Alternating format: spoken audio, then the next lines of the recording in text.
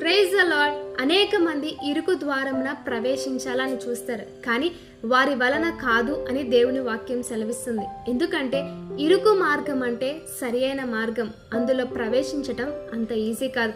అనేక సార్లు మనం చర్చ్కి వెళ్తాం, బైబిల్ చదువుతాం, అందరికీ క్రిస్టియన్స్ అని చెప్పుకుంటాం, కానీ దేవునికి మన హృదయమును సమర్పించం.